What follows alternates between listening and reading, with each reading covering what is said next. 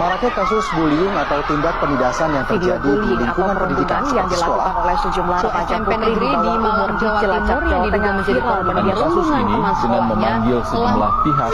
Bullying merupakan ekspresi menyimpang pada anak dalam upaya pencarian jati diri, peran pendidikan di keluarga dan sekolah sangat diperlukan sebagai penyeimbang. Bahasa sangat penting dalam kehidupan sehari-hari. Bahasa bukan hanya sebagai alat komunikasi, tetapi juga sebagai cerminan sikap, karakter, dan juga bagaimana kita dapat menghargai orang lain. Dengan bahasa dapat terciptanya lingkungan yang positif, hubungan yang positif, menghindari dari perundungan verbal, dan juga kita dapat tahu bagaimana caranya menghargai orang lain dan menghargai budaya. Contoh penerapan bahasa yang baik dan benar. Yang pertama, menggunakan kata yang jelas dan runtun. Contohnya, saya akan mengirim laporan itu besok pagi. Yang kedua, menyampaikan pendapat dengan sopan. Contohnya, menurut saya, rapat ini akan lebih efektif jika dimulai lebih awal. Yang ketiga, menggunakan sapaan yang sesuai. Contohnya, Pak, apakah saya boleh bertanya? Bully di kampus dapat menimbulkan tekanan emosional yang menyebabkan korban merasa cemas, takut, dan kehilangan kepercayaan diri. Kondisi ini sering mengganggu konsentrasi mahasiswa, sehingga prestasi akademik menurun dan korban enggan mengikuti kegiatan di kampus.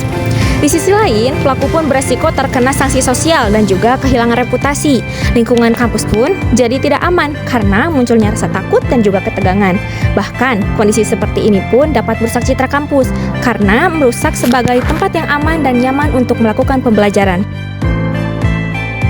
Untuk mencegah bullying di kampus, kita harus menciptakan budaya saling menghargai, menyediakan layanan konseling yang mudah diakses, dan memberikan edukasi tentang dampaknya.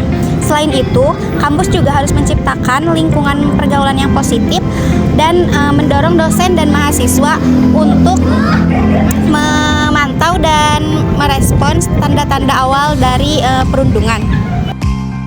Bullying atau perundungan adalah suatu tindakan yang dilakukan secara sengaja dan berulang-ulang untuk menyakiti, merendahkan, dan merugikan orang lain, baik dari fisik maupun psikis. Namun, ada bullying yang dilakukan tanpa disadari dan sudah mulai dinormalisasikan, yaitu bullying verbal. Mari kita ketahui apa itu bullying verbal. Bullying verbal ini merupakan salah satu bentuk bullying yang mudah dilakukan karena sudah dianggap hal lumrah oleh masyarakat sekitar. Anggapan bahwa ledekan dan ejekan merupakan bahan candaan yang biasa dilakukan oleh sebagian besar individu dapat memicu terus terjadinya bullying verbal. Bentuk dari pembulian verbal itu sangat banyak sekali loh. Yang pertama ada catcalling.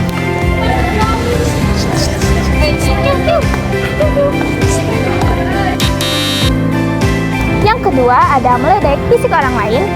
Ih, kamu kok tinggi banget sih? Bisa gitu sih. Yang ketiga ada merendahkan orang lain dengan kata kasar. Kok kata kamu apa sih? Jarang makan wortel ya? Iya, kata aku minum. Yang keempat ada sarkasme. Guys, aku mau ikut lomba loh. Wah, lomba apa? Lomba nyanyi. Di mana? Di sini, aku dapat dari Instagram. Ih, keren, semangat ya. Iya, doain ya. Hai guys. Hai, pada ngapain?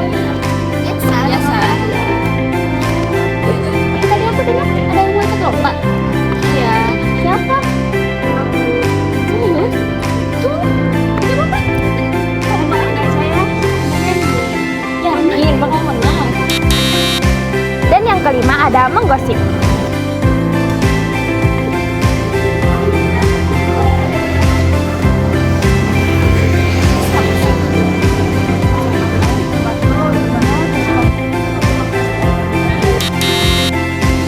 Jadi, stop bully karena bully dapat menyebabkan berbagai gangguan mental maupun fisik dari korban yang mengalami. Dampak psikologis yang dapat ditimbulkan dari bullying verbal ini cukup serius, seperti rasa percaya diri yang menurun drastis, rasa cemas, gelisah, dan takut yang berlebihan. Namun sayangnya, tindakan bullying ini sering dianggap sepele, meskipun dapat menjadi trauma bagi mahasiswa.